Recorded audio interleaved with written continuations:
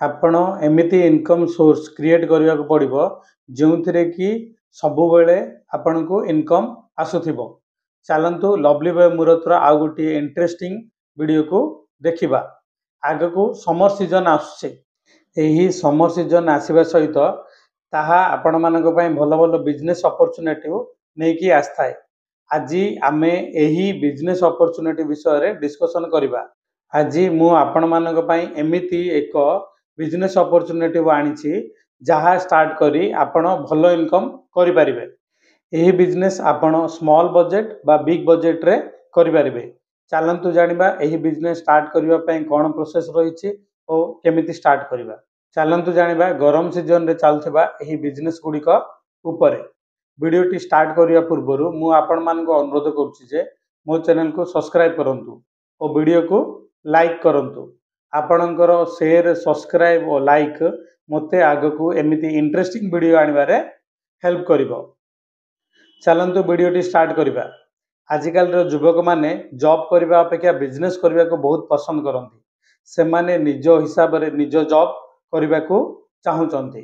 ସମର ସିଜନରେ ଚାଲୁଥିବା ଏହି 7ଟି ବିଜନେସ୍ ଉପରେ ଆମେ ଆଜି ଡିସ୍କସନ୍ କରିବା।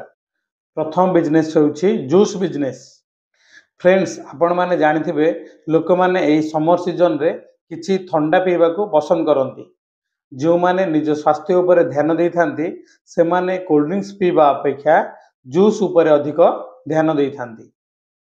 ଲୋକମାନେ କୋଲ୍ଡ ଡ୍ରିଙ୍କ, ଏନର୍ଜି ଡ୍ରିଙ୍କ ପିଇବା ଅପେକ୍ଷା ଜୁସ୍ ପିଇବାକୁ ଅଧିକ ପସନ୍ଦ କରନ୍ତି। ଆପଣ ଏଥିରେ mango shake, apple shake, orange shake, banana shake ବିଭିନ୍ନ ପ୍ରକାର ଜୁସ୍ ତିଆରି କରି ଭଲ ରୋଜଗାର କରିପାରିବେ। ଏହା ଆପଣ ଗୋଟିଏ ଦୋକାନ ରେଣ୍ଟ ନେଇ କରିପାରିବେ ବା ବାହାରେ କୌଣସି ଜାଗାରେ ଷ୍ଟଲ୍ ଲଗାଇ ବି କରିପାରିବେ। ଏହି ସେଟଅପ୍ କରିବା ପାଇଁ ଆପଣଙ୍କୁ ଅତି କମରେ 30ରୁ 50,000 ଟଙ୍କା ଖର୍ଚ୍ଚ ହେବ। କିନ୍ତୁ ଆପଣ ଏହି ଗରମ ସିଜନରେ ଅତି କମରେ ଦିନକୁ 3ରୁ 5,000 ଟଙ୍କା ଏଥିରେ କମାଇ ପାରିବେ।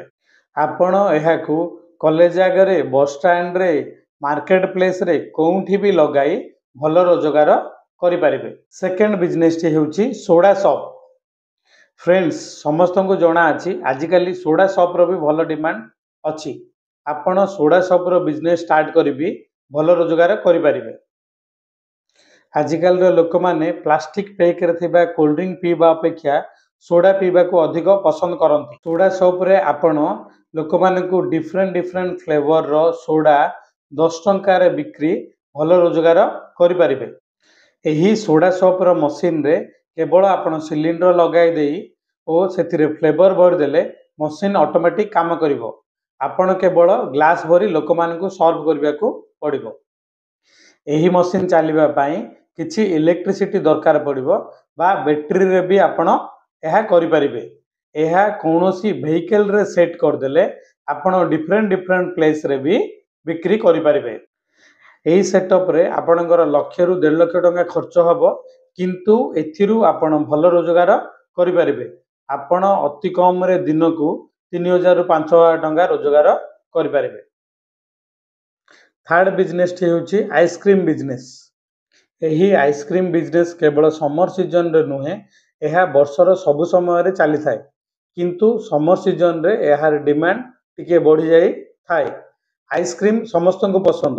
ଆଜିକାଲି ପିଲାଠୁ ଆରମ୍ଭ କରି ସିନିୟର ସିଟିଜେନ୍ ପର୍ଯ୍ୟନ୍ତ ସମସ୍ତେ ଆଇସ୍କ୍ରିମ୍ ଖାଇବାକୁ ପସନ୍ଦ କରନ୍ତି।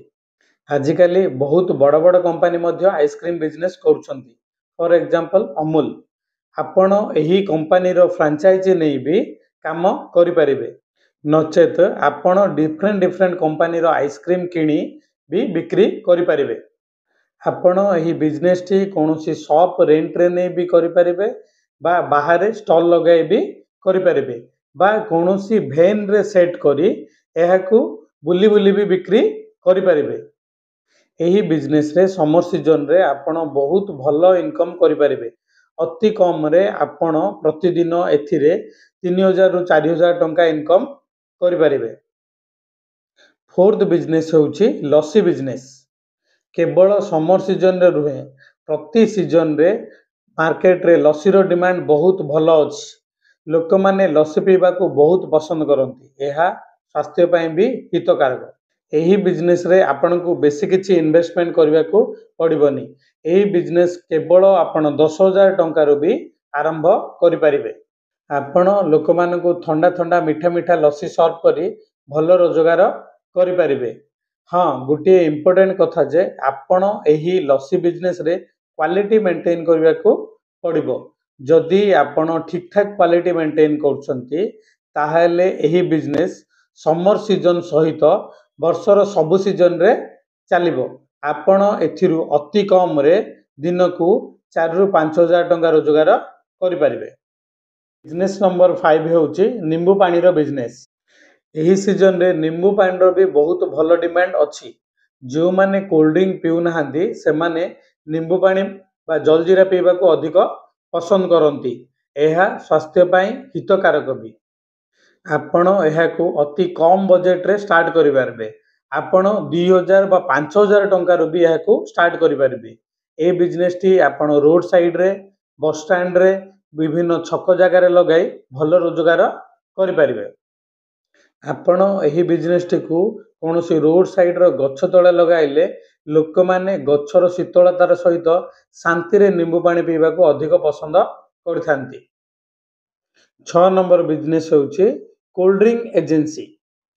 ଲୋକେ ଯେତେ ଯାହା ପିଇଲେ ବି କୋଲ୍ଡ ଡ୍ରିଙ୍କ ପିଇବା ଲୋକ ଛାଡ଼ିବେ ନାହିଁ।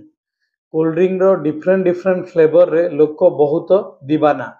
ତେଣୁ ଗରମ ସିଜନରେ ଏହି ବିଜନେସ୍ କରି ଆପଣ ଭଲ ରୋଜଗାର କରିପାରିବେ। ତେଣୁ ଏହି ସିଜନରେ ଆପଣ କୋଲ୍ଡ ଡ୍ରିଙ୍କର ଡିଷ୍ଟ୍ରିବ୍ୟୁଟର ନେଇ ବିଭିନ୍ନ ସପ୍କୁ ସପ୍ଲାଏ କରି ଭଲ ରୋଜଗାର କରିପାରିବେ। ହଁ, ଏହି ଡିଷ୍ଟ୍ରିବ୍ୟୁଟର ନେବା ପାଇଁ ଆପଣଙ୍କୁ 4 ରୁ 5 ଲକ୍ଷ ଟଙ୍କା ଦରକାର ପଡ଼ିବ। ଏହା ଗୋଟିଏ ବଡ଼ ବଜେଟର ବିଜନେସ୍ ଅଟେ, କିନ୍ତୁ ଏଥିରେ ଆପଣ ଲସ୍ ଦେଖିବେ ନାହିଁ। ଏହି ବିଜନେସ୍ ଗରମ ସିଜନରେ ଭଲ ଇନକମ୍ କରିକି ଆପଣଙ୍କୁ ଦେବ। 7 ଆଇସ୍ ମେକିଂ କମ୍ପାନୀ କରିବି ଆପଣ ଭଲ ରୋଜଗାର କରିପାରିବେ। ଏହି ସିଜନରେ ଏହି ଆଇସ୍ ମେକିଂ ବିଜନେସର ବହୁତ ଡିମାଣ୍ଡ ରହିଥାଏ। ଆପଣଙ୍କୁ ପୂର୍ବରୁ ଯେଉଁ ସବୁ ବିଜନେସ୍ ଆଇଡ଼ିଆ ଗୁଡ଼ିକ ବିଷୟରେ କହିଲି ସେହି ସବୁ ବିଜନେସ୍ ପାଇଁ ଆଇସ୍ର ନିହାତି ଦରକାର ଅଟେ। ପାଣିକୁ ଥଣ୍ଡା କରିବା ପାଇଁ, କୋଲ୍ଡ ଡ୍ରିଙ୍କକୁ ଥଣ୍ଡା କରିବା ପାଇଁ, ଲସି ଜୁସ୍ରେ ୟୁଜ୍ କରିବା ପାଇଁ ଆଇସ୍ର ଡିମାଣ୍ଡ ସବୁବେଳେ ଥାଏ। ଆପଣ ବରଫର ଫ୍ୟାକ୍ଟ୍ରି କରି ଭଲ ରୋଜଗାର କରିପାରିବେ, କିନ୍ତୁ ଏହି ବିଜନେସ୍ ଷ୍ଟାର୍ଟ କରିବାକୁ ହେଲେ ଆପଣଙ୍କୁ ଟିକେ ଅଧିକ ଖର୍ଚ୍ଚ କରିବାକୁ ପଡ଼ିବ। ସୋ ଫ୍ରେଣ୍ଡସ୍, ଏହା ଥିଲା ଆଜିର ଭିଡ଼ିଓ। ଏମିତି ଡିଫରେଣ୍ଟ ବିଜନେସ୍ ବିଷୟରେ ଭିଡ଼ିଓ ଦେଖିବା ପାଇଁ ଆପଣ ମୋ ଚ୍ୟାନେଲକୁ ଲାଇକ୍ ଓ ସବସ୍କ୍ରାଇବ୍ କରନ୍ତୁ। ହଁ, ଆପଣଙ୍କୁ କୌଣସି ବିଜନେସ୍ ବିଷୟରେ ଡିଟେଲରେ ଜାଣିବାକୁ ହେଲେ ଆପଣ କମେଣ୍ଟସ୍ ମାଧ୍ୟମରେ ଜଣାଇ ପାରିବେ। ନମସ୍କାର, ଜୟ ଜଗନ୍ନାଥ।